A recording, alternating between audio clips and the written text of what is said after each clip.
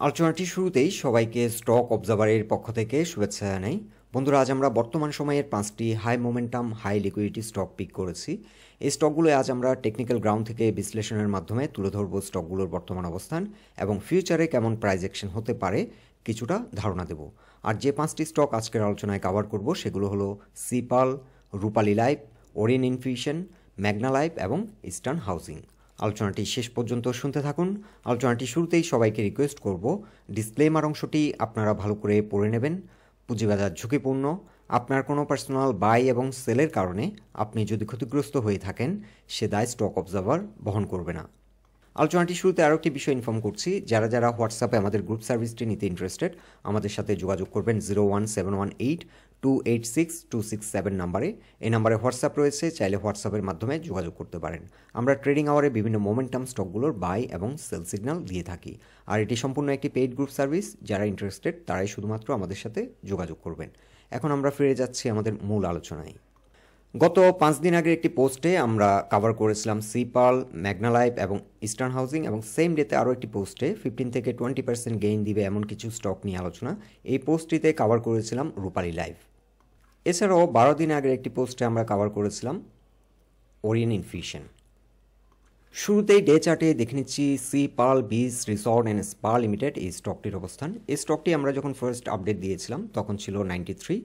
আমরা জানিয়েছিলাম যে এই জোনটিতে সেল প্রেশার কমে যাচ্ছে এবং স্টকটি ধীরে ধীরে এন্ট্রি নেওয়া যায়, এবং ফাইনালি আমরা যে সিগন্যালটি দিয়েছিলাম 103 প্লাস হলে এই স্টকটিতে এন্ট্রি নিলে কুইক প্রাইস অ্যাকশনের মাধ্যমে একটা ভালো গেইন নেওয়া সম্ভব হবে।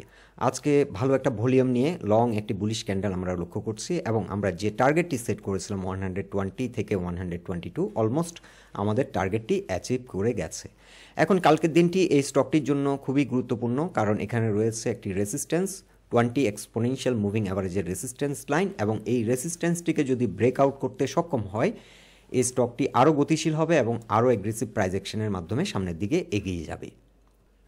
আজকে হিউজ ভলিউম নিয়ে কিন্তু এই স্টকটি ড্রাইভ দিয়েছে। গত কয়েকদিনের ভলিউমের তুলনায় আজকে কিন্তু অনেকটা বেশি ভলিউম নিয়ে এই ড্রাইভটি দিয়েছে। সো স্টকটি কিন্তু এখন স্ট্রং মোমেন্টামে আছে এবং ফার্দার এই স্টকটি এগিয়ে যাবে। সো যারা যারা এই স্টকটিতে ট্রেডে আছেন, এই স্টকটির ভলিউম এবং প্রাইস অ্যাকশন যদি পজিটিভ থাকে এই ট্রেডটি কন্টিনিউ করা যেতে পারে। অ্যাজ লং অ্যাজ ভলিউম স্টকটি ঠিক আছে এবং প্রাইস অ্যাকশনে পজিটিভ মোমেন্টাম যদি থাকে তাহলে স্টকটি 150 পর্যন্ত কন্টিনিউ করা যেতে পারে। সো কালকের দিনটি অত্যন্ত গুরুত্বপূর্ণ। কালকে যদি 20 এক্সপোনেনশিয়াল মুভিং অ্যাভারেজের উপর ঘুরে দাঁড়াতে সক্ষম হয় তাহলে স্টকটি আরও গতিশীল হবে, এবং আমরা সেকেন্ড টার্গেটটি সেট করেছিলাম 150। চাইলে সেকেন্ড টার্গেটটি আমরা ফার্স্ট টার্গেট হিসাবে সেট করতে পারি depending on this stock performance. আর যে ব্যাপারটি আমরা গতদিনও মেনশন করেছিলাম, যদিও এটি একটি রেসিস্ট্যান্স, শর্ট টার্ম আমরা এটিকে ট্রেডিংয়ের জন্য হয়তো একটি টার্গেট সেট করেছি, কিন্তু স্টকটি যে সিগনিফিক্যান্ট সেল প্রেশার ফেস করবে যে জোনটিতে সেটি হলো 150 থেকে 170। এই জোনটিতে সিগনিফিক্যান্ট সেল প্রেশার ফেস করবে। আর এই স্টকটি যদি কালকে 120 কিংবা 122 এর আশেপাশে কোনো জোন থেকে যদি রিজেক্ট হয় সেক্ষেত্রে এই স্টকটির জন্য ফার্স্ট যে সাপোর্ট সেটি হবে 112.5, এটি হবে ফার্স্ট সাপোর্ট, এবং পরবর্তী সাপোর্ট হবে 106। এখন ডে চার্টে দেখে নিচ্ছি রূপালী লাইফ ইন্স্যুরেন্স কোম্পানি লিমিটেড এই স্টকটির অবস্থান। এই স্টকটি আজ দিন শেষে 131.9 এসে ক্লোজ হলো। ভালো ভলিউম নিয়ে ড্রাইভটি দিয়েছিল, তবে রিজেক্ট হয় 141%-এর যে সাইকেলটি 136। আমরা এর আগের দিন আপনাদেরকে মেনশন করেছিলাম এই রেসিস্ট্যান্সগুলি।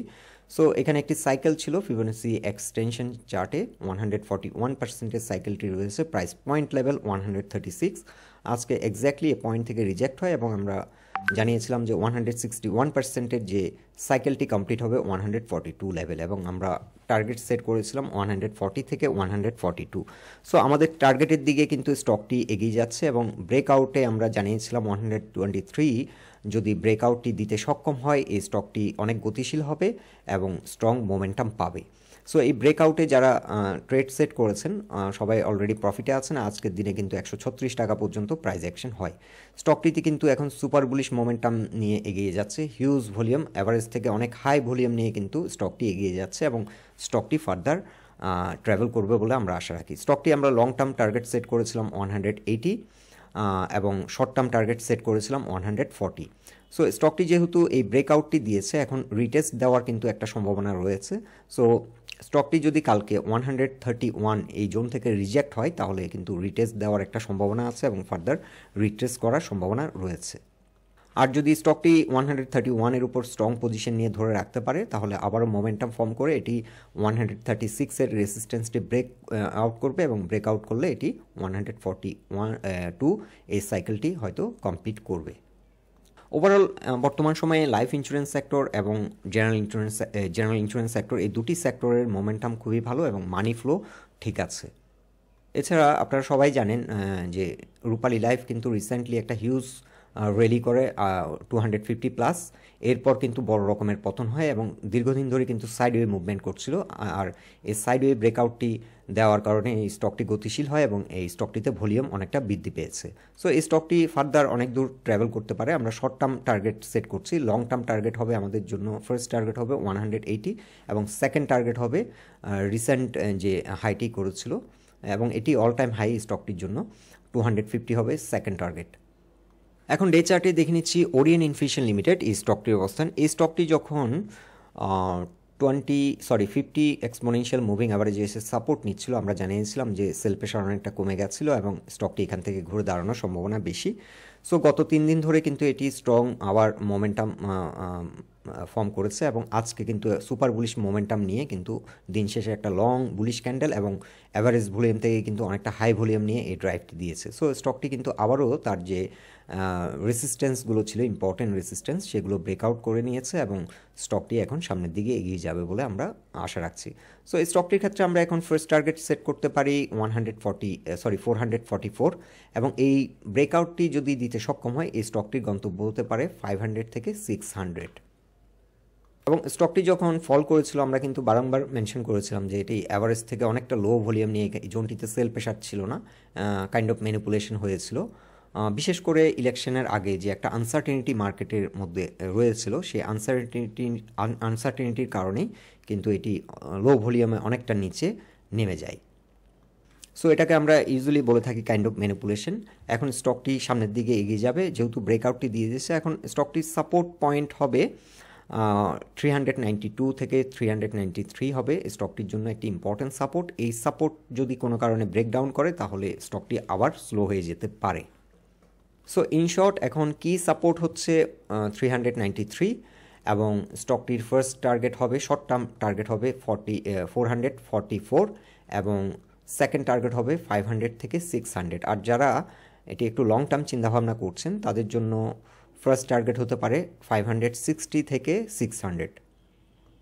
আমরা এক্স্যাক্টলি ফিবোনাচি রিট্রেসমেন্ট চার্ট নিয়ে শো করছি।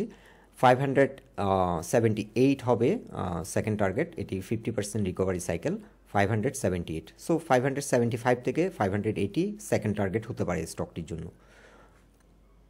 যারা লং টার্ম চিন্তাভাবনা করছেন তাদের জন্য এটি হবে ফার্স্ট টার্গেট, আর যারা শর্ট টার্ম চিন্তাভাবনা করছেন তাদের জন্য সেকেন্ড টার্গেট হবে 580। এখন ডে চার্টে দেখে নিচ্ছি মেঘনা লাইফ ইন্স্যুরেন্স কোম্পানি লিমিটেড এই স্টকটির অবস্থান। এই স্টকটি আমরা গত 5 দিন আগে যখন আলোচনা করেছিলাম, স্টকটি 82 এই জোন থেকে রিজেক্ট হয় এবং এখান থেকে আবারও চেষ্টা করছিল ঘুরে দাঁড়ানোর এবং আমরা জানিয়েছিলাম এই ব্রেকআউটটি দিলে স্টকটির টার্গেট হতে পারে 90 থেকে 93। আমাদের টার্গেটটি কিন্তু আজকে অ্যাচিভ করলো এবং এখান থেকে কিছুটা রিজেকশন আমরা লক্ষ্য করছি। সো এই স্টকটি এখন যারা সেল করে দিয়েছেন চাইলে স্টকটি অবজারভেশনে রাখতে পারেন কতটা রিট্রেস করে, চাইলে আবার নতুন করে নিচ থেকে কেনা যায় স্টকটি যদি ফার্দার রিট্রেস করে। সো স্টকটির এখন স্ট্রং সাপোর্ট হবে 84 হচ্ছে একটি ভালো জোন এন্ট্রি নেওয়ার জন্য। যদি মার্কেট অপরচুনিটি দেয়, যদি মার্কেটের কারণে যদি স্টকটি ফার্দার ডিক্লাইন করে তাহলে 84-এ গুড এন্ট্রি হবে এবং এর পরের এন্ট্রি পয়েন্টটি হবে 81। 80 থেকে 84 এখন হচ্ছে একটা ভালো এন্ট্রি জোন স্টকটির জন্য। আর স্টকটি যদি এখানে ব্রেকআউট দিয়ে দেয় চাইলে ব্রেকআউট ট্রেড নেওয়া যায় 93 প্লাসে যদি স্টকটি ঘুরে দাঁড়াতে সক্ষম হয় এবং ভালো এখানে সেক্ষেত্রে ভলিউমটি আমাদের দেখতে হবে। ভলিউম কিন্তু এখন অ্যাভারেজ ভলিউম থেকে অনেকটা বেশি ভলিউম নিয়ে এগোচ্ছে। সো ব্রেকআউটটি হাই ভলিউম নিয়ে, অ্যাভারেজ থেকে অনেকটা হাই ভলিউম নিয়ে যদি ব্রেকআউট দেয় আমরা চাইলে 93 প্লাসে স্টকটি নতুন করে এন্ট্রি নিতে পারি এবং সেক্ষেত্রে আমাদের ফার্স্ট টার্গেট হবে 110 হবে আমাদের ফার্স্ট টার্গেট এবং সেকেন্ড টার্গেট হবে স্টকটির রিসেন্ট যে হাইটি করেছিল 137, আমরা 135 সেকেন্ড টার্গেট সেট করতে পারি। এখন ডে চার্টে দেখে নিচ্ছি ইস্টার্ন হাউজিং লিমিটেড এই স্টকটির অবস্থান। এই স্টকটি নিয়ে আমরা বেশ কয়েকবার কভার করেছিলাম, যখন 81 থেকে এটি ঘুরে দাঁড়াচ্ছিল তখন বলেছিলাম যে এটি ইনভেস্টমেন্টের জন্য একটি ভালো স্টক এবং ট্রেডিং অপরচুনিটিও এই স্টকটিতে মাঝে মাঝে দিয়ে থাকে।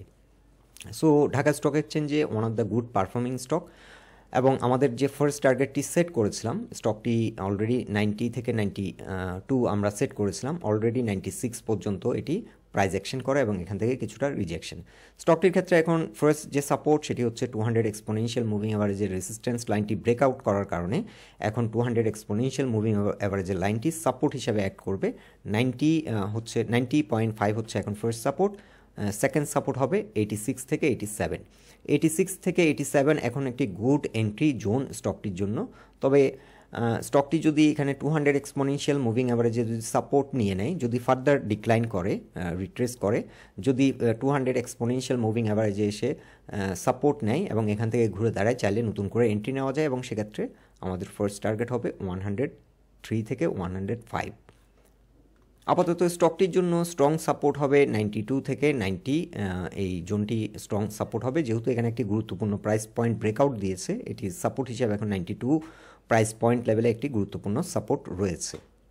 আর স্টকটি যারা একটু লং টার্ম চিন্তাভাবনা করছেন তাদের জন্য ফার্স্ট টার্গেট হতে পারে 110 থেকে, এটি ফার্স্ট টার্গেট হতে পারে, আর সেকেন্ড টার্গেট হতে পারে 130। 100 এক্স্যাক্টলি 30 না ধরে আমরা 126 থেকে 128 সেট করাটাই বেটার হবে, কারণ এই জোনটি অনেকটা গুরুত্বপূর্ণ এই স্টকটির জন্য, কারণ এখানে সিগনিফিক্যান্ট একটা সেল প্রেশার এই স্টকটি ফেস করবে। একসময় 110 থেকে 127 এই জোনটিতে কিন্তু হিউজ ভলিউমে কিন্তু টার্নওভার হয়েছে। সো এই স্টকটির জন্য 112 থেকে 126 এটি হচ্ছে মোস্ট চ্যালেঞ্জিং জোন। আর বর্তমান যে ভলিউম নিয়ে এগোচ্ছে এই স্টকটি 103 থেকেই রিজেক্ট হয়ে যাওয়ার সম্ভাবনা বেশি, কারণ 103 এই জোনটিতেও 100 থেকে 103 এই জোনটিতেও কিন্তু হিউজ ভলিউমে একসময় টার্নওভার হয়েছিল। সো বর্তমান ভলিউম সাফিসিয়েন্ট না 103 এই জোনটিকে ব্রেকআউট করার জন্য। তবে স্টকটি যদি ডে বাই ডে ভলিউম বৃদ্ধি পায়, ভলিউমের সাথে যদি এটি এগিয়ে যায়, তাহলে এই রেজিস্ট্যান্সটিও ব্রেকআউট করতে সক্ষম হবে।